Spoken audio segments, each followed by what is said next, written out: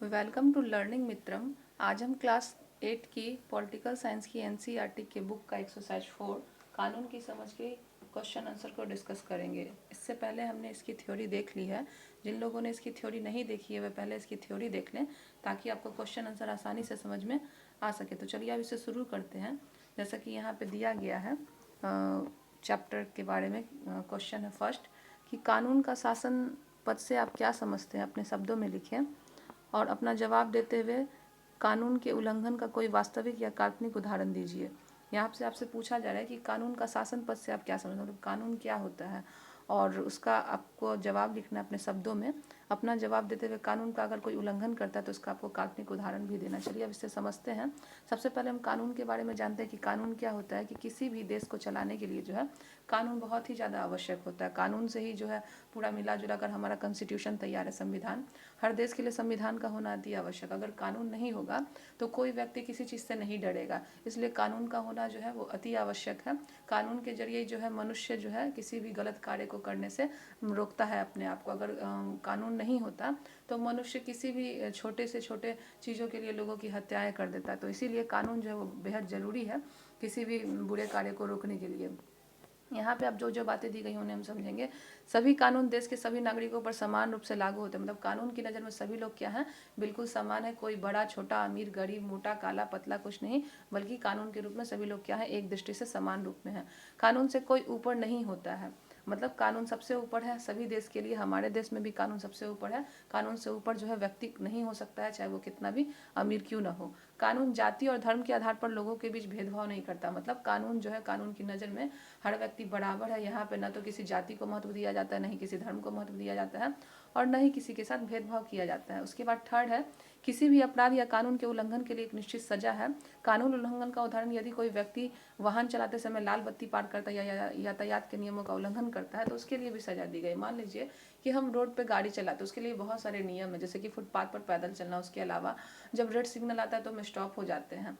तो ये सब बहुत सारी ऐसी चीज़ें जिनका हमको नियम से पालन करना होता है। जो व्यक्ति नियम का पालन का उल्लंघन करते हैं उनको क्या होता है कि इसके लिए सजा दी जाती है। तो बहुत सारी सजाओं का प्रावधान दिया गया है, जिसके कारण जो अगर कोई भी आदमी नियम कानून तोड़ता है तो सबके लिए सजा क्या है, बिल्कुल बराबर है। कानून क्या है, बिल्कुल ही बराबर है। तो हम समझ लिए कि कानून का शासन क्या होता है, कि वो सबके लिए बराबर होता है, किसी के लिए जो है अलग नहीं होता है। यहाँ कानून की नज़र में सभी लोग क्या होते हैं, समान होते हैं और न्याय भी सबको जो है समान रूप से मिलता है। सेकंड क्वेश्चन देखेंगे। इतिहासकार इस दावे को गलत ठहराते हैं कि भारत में कानून का शासन अंग्रेजों ने शुरू किया। इसके कारणों में दो कारण बताइए। चलिए इसे हम समझते हैं कि जिस समय हमारे यहाँ अंग्रेज आए थे, आपको 200 वर्षों तक हम लोगों पे उन लोगों ने शासन किया।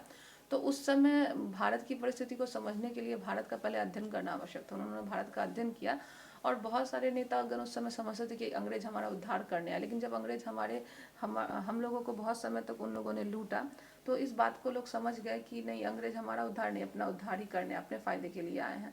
तो इसीलिए उन्होंने, मतलब बहुत सारे भारतीय नेताओं ने अंग्रेजों को यहाँ से भगाने का भी प्रयास किया और अंततः हमें 15 अगस्त 1947 को सफलता भी मिली और हम आज़ाद भी हुए। उसके पीछे बहुत लंबी कहानी है, लेकिन अंग्रेजों ने कहीं ना कहीं जो है कानून जो है वो अपने तरीके से उन्होंने तैयार किया था। मतलब सिर्फ अपने अनुसार जो है वे कानून बनाए थे कि जिससे उनका फ़ायदा हो सके। मतलब भारतीय जो देश है हम लोगों का भारत, उसमें अंग्रेजों का ही शासन मतलब था और उस समय उन्हीं लोगों के नियम और कानून चलते थे, उन्हीं लोगों का कॉन्स्टिट्यूशन था और वो लोग अपने ही तरीके से शासन करते थे। जब भारतीयों को यह बात महसूस होने लगी कि नहीं, हमारा देश है, हमारे कानून होने चाहिए, क्योंकि यहाँ जो हमारा देश है वहाँ पे जो भी लोग आते हैं गवर्नर बन के या सरकार, तो वो इंग्लैंड की होती थी, हम भारतीयों की नहीं। भारतीयों को कहीं से भी जो है अधिकार नहीं दिया गया था। तो जब ज़रूरत महसूस की गई तो 1885 ईस्वी में आपको भारतीय राष्ट्रीय कांग्रेस की स्थापना हुई। इसमें भारतीयों ने अपने कानून की जरूरत को समझते हुए उन्होंने सोचा कि हमारा अपना संविधान होना चाहिए, हमारे अपने नेता होने चाहिए, हमारे प्रत्येक देश के व्यक्ति को वोट डालने का अधिकार होना चाहिए। बहुत सारी ऐसी बातें थीं जो भारतीय कानून की दृष्टि से सही थी, इसीलिए उन लोगों ने भी प्रयास किया और अंग्रेजों से इसकी मांग भी की और हमें बहुत हद तक सफलता भी मिली, जिसका परिणाम हम लोग 15 अगस्त 1947 को देखते हैं कि अंग्रेज यहाँ से चले गए। अब अंग्रेज क्या समझते थे कॉन्स्टिट्यूशन के मामले में, उसको जानेंगे कि वो अपने तरफ से क्या कानून तैयार किए हुए थे कि ब्रिटिश सरकार ने तो कानूनों को मनमाने तरीके से लागू किया था। राजद्रोह एक्ट 1870 के बारे में क्या था कि अगर कोई व्यक्ति अंग्रेजी सत्ता का विरोध करता है तो या तो उसे देश से निकाला दे दिया जाएगा या फिर जेल में बंद कर दिया जाएगा। और एक था आपको ब्लैक एक्ट, मतलब काला कानून, जिसे रॉलेट एक्ट कहा गया था। वो अंग्रेज सिर्फ संदेह के आधार पर लोगों को गिरफ्तार कर लेते थे। उसका विरोध हुआ, उसके विरोध में ही आप देखिएगा कि जलियांवाला बाग हत्याकांड हुआ, अमृतसर पंजाब की घटना, जहाँ पे रॉलेट एक्ट का विरोध बहुत सारे भारतीय लोग कर रहे थे। अतः इसको देखते हुए जो है मतलब अंग्रेजी नेताओं ने बहुत सारी भीड़ को बुलाया और पूरा जो जलियांवाला बाग है उसका गेट बंद कर दिया गया। और सभी लोगों को, अंग्रेज के एक सेनापति जिसका नाम था जनरल ओ डायर, उन्होंने क्या किया, निहत्थे लोगों पर गोलियां बरसा दी। उसमें बहुत सारे लोग मारे गए, 20-30 हज़ार की संख्या में लोग मारे गए। अभी तक उसकी मिट्टी जो है वैसे ही लाल है। तो वही था रॉलेट एक्ट। और राजद्रोह एक्ट भी इसी तरीके का था, जिसमें कि अगर कोई भी संदेह भी होता था तो उसे गिरफ्तार कर लिया जाता। इस क्षेत्र में महात्मा गांधी, बहुत सारे नेता जो है वो जेल जा चुके थे। सेकंड है, ब्रिटिश भारत में कानून के विकास में भारतीय राष्ट्रवादियों ने महत्वपूर्ण भूमिका निभाई। मतलब भारत के लोगों ने, जितने भी राजनेता वगैरह थे, उन्होंने भारतीयों को जा जाकर भाषण के माध्यम से और मतलब उनके पास जा जाकर बताया कि ब्रिटिश सरकार हमारे लिए कहाँ तक जो है हित कर रही है, हमारे लिए कहाँ तक उत्तरदायी नहीं है, इसका विरोध किया जाए। अगर हम जुर्म सहते रहेंगे तो ये हम पे जुर्म करते रहेंगे। ऐसी बहुत सारी बातें थी, बहुत सारे नारे थे, जैसे महात्मा गांधी, जवाहरलाल नेहरू, भगत सिंह, सुभाष चंद्र बोस, उन लोगों ने अपने प्रयत्न से लोगों को जागरूक करने का प्रयास किया और देश को जो है आज़ाद दिलाने का भी प्रयास किया। और हमें आज़ादी मिली भी। तो राष्ट्रवादियों की भूमिका महत्वपूर्ण थी, क्योंकि उन्हें अपने देश से प्रेम था, अपने राष्ट्र से प्रेम था। थर्ड, घरेलू हिंसा का नया कानून किस तरह बना। महिला संगठनों ने इस प्रक्रिया में अलग अलग तरीके से भूमिका निभाई। उसे अपने शब्दों में लिखे। घरेलू हिंसा तो हमने चैप्टर में बहुत अच्छे से डिस्कस किया था। अब आप इसे समझें कि घरेलू हिंसा जो है वो क्या होता है कि जहाँ पे पुरुष महिलाओं को पीटते हैं, मारते हैं, आर्थिक रूप से, शारीरिक रूप से प्रताड़ना देते हैं, उसे हम घरेलू हिंसा कहते हैं। लेकिन अब महिलाओं ने इसके खिलाफ आवाज़ उठानी शुरू कर दी। बूढ़ी महिलाओं को, माता पिताओं को घर से बाहर निकाल दिया जाता, उनके बच्चे उन्हें सताते, उन्हें कष्ट देते। तो अब 2005-06 के अंतर्गत कानून बना दिया गया कि कोई भी ऐसा अगर करता है तो उसके लिए दंड का प्रावधान है। अब इसके अंतर्गत क्या क्या बातें हैं हम उनको समझेंगे। महिला संगठनों ने घरेलू हिंसा से पीड़ित महिलाओं की शिकायतें तथा विचार सुने। उन्होंने घर जा जाकर महिलाओं से पूछा कि किस तरीके से लोग आपको सताते हैं, इसे कैसे दूर कर सकते हैं। तो महिला संगठन ने सुनकर उसके खिलाफ जो है कार्रवाई भी की कि अब अगर कोई पुरुष ऐसा कार्य करता है तो उसके खिलाफ जो है कार्रवाई की जाएगी, उसे सजा दी जाएगी। सेकंड है, महिला संगठनों ने जन सुनवाई के दौरान इस प्रकार हिंसा से निपटने के लिए एक नए कानून की जरूरत भी महसूस की है कि अगर हम जब तक इसके लिए कोई कानून नहीं बनाएंगे तब तक हमारा समाज तो पुरुष प्रधान है, तो पुरुष डरेंगे ही नहीं। तो कानून बनाने के लिए यह आवश्यक है कि अगर जब तक कानून नहीं बनेगा घरेलू हिंसा नहीं हटेगी। इसीलिए 2005-06 में कानून बनाया गया घरेलू हिंसा से संबंधित। और अब जो है इसमें बहुत सारे कमियां आई हैं पहले के मुकाबले। महिला संगठनों ने विचार विमर्श के लिए अलग अलग संस्थानों के साथ बैठक भी की है। आज देश में बहुत सारी ऐसी संस्थाएं हैं जो महिलाओं को घरेलू हिंसा से निजात दिलाती है, इसके लिए कानून भी है। घरेलू हिंसा से निपटने के लिए 2002 में संसद में विधेयक को महिला संगठनों ने नामंजूर कर दिया और संसदीय अस्थायी समिति को अपने सुझाव भी दिए कि 2002 में किस तरीके से जो है हम निपट सकते हैं। तो उस समय तक नहीं बना था, लेकिन फिर धीरे धीरे जो है नामंजूर करने के बाद जो है इसमें जोर पकड़ने लगा और महिलाओं की स्थिति को देखने लगा कि नहीं, पुरुष के मुकाबले जो है महिला भी जो है समान रूप से उनको भी अधिकार मिलना चाहिए। इसीलिए महिलाओं के लिए जो है 2005 में संसद ने नया विधेयक पेश किया और संसद की मंजूरी के बाद 2006 में घरेलू हिंसा महिला सुरक्षा कानून जो है वो बन गया। और अब कोई भी जो पुरुष है वो महिलाओं पर अत्याचार नहीं कर सकता, अगर करता है तो उसके लिए सजा का प्रावधान जो है वो दिया गया है। अपने शब्दों में लिखना है कि इस अध्याय में 44-45 में एक पृष्ठ आया, उससे आप क्या समझते हैं। अपनी बातों को मनवाने के लिए उन्होंने संघर्ष करना शुरू किया। यह समानता का संघर्ष था। उनके लिए कानून का मतलब ऐसे नियम नहीं थे जिनका पालन करना उनकी मजबूरी हो।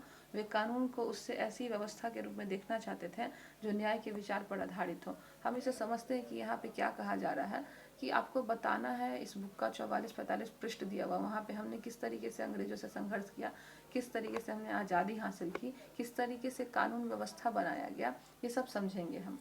ब्रिटिश भारत में औपनिवेशिक सरकार ने बहुत सारे ऐसे कानून लागू किए जो भेदभाव पर आधारित थे। यह कानून का शासन नहीं था।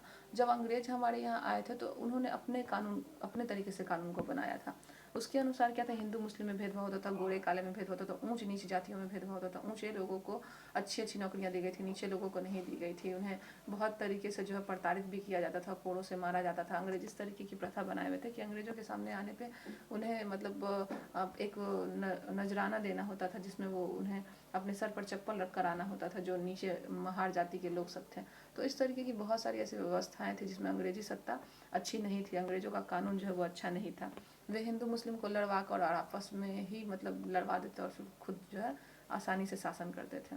तो ऐसी दृष्टि से जो है अंग्रेजी शासन कानून अच्छा नहीं था। राष्ट्रवादियों ने अपनी बातों को मनवाने के लिए संघर्ष शुरू किया। जब राष्ट्र प्रेमियों को लगा, मतलब हमारे देश के राष्ट्रवादियों को लगा कि नहीं, अब जरूरत है कि एक कानून बनाया जाए, तो उन्होंने इसे संघर्ष भी करना शुरू कर दिया। यह संघर्ष समानता पर आधारित था कि सब लोग एक समान होंगे, जिसमें बाबा भीमराव अम्बेडकर, महात्मा गांधी ने हरिजन जैसे लोगों के लिए बहुत सारे प्रयास करने शुरू किए। पहले उन्हें निचली जाति बुलाया जाता, अनुसूचित जनजाति वगैरह, लेकिन महात्मा गांधी ने उसे अच्छा लगने के लिए हरिजन का नाम दिया, अर्थात हरि का जन। तो समानता के लिए महात्मा गांधी और भीमराव अम्बेडकर ने बहुत सारे प्रयास किए। भीमराव अम्बेडकर को भगवान कहा जाता है इस क्षेत्र में, क्योंकि उन्होंने नीचे महार जाति जितने भी थे और जितने भी अनुसूचित जनजाति लोग थे, उनके लिए उन्होंने बहुत सारे प्रयास किए। आप लोग को भी मालूम होगा, क्योंकि वे एक ऐसा कानून चाहता जो भारतीय और ब्रिटिश लोगों के लिए एक जैसा हो, मतलब दोनों जो है बराबर बराबर। लेकिन यहाँ अंग्रेज क्या करते थे, अपने लिए ऊंचा और भारतीयों के लिए जो है नीचा संबंधित कानून बनाए हुए थे, जहाँ पे लोगों को वोट डालने का भी अधिकार नहीं दिया गया था।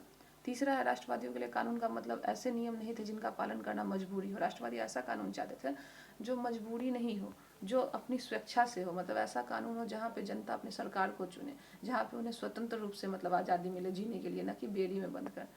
चौथा था, राष्ट्रवादी तो ऐसा कानून चाहते थे जो न्याय के विचार पर है, मतलब न्याय सब में समान रूप से हो, जिस तरीके से भी हमारे भारत में कानून है, इस तरीके का कानून जो है राष्ट्रवादी चाहते थे। और उसी के लिए 1885 में कांग्रेस की स्थापना की गई थी।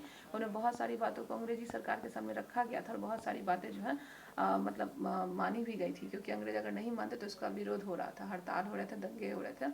और हमारे प्रयासों के बाद जो है हमें सफलता अंततः मिली ही, और जो है हमें आज़ादी भी मिली। 15 अगस्त 1947 को हमारा संविधान भी बना, 26 जनवरी को 1950 को। तो बहुत सारी ऐसी बातें थी जिसमें राष्ट्रवादियों की महत्वपूर्ण भूमिका थी।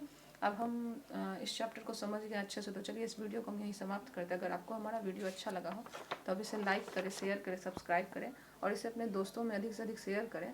अगर अभी तक आपने हमारे चैनल को लाइक नहीं किया तो इसे लाइक ज़रूर करें, बेल आइकन दबाकर नोटिफिकेशन ऑन भी कर लें, ताकि नेक्स्ट वीडियो का नोटिफिकेशन आपको आसानी से मिल सके। मिलते हैं अपने नेक्स्ट वीडियो में।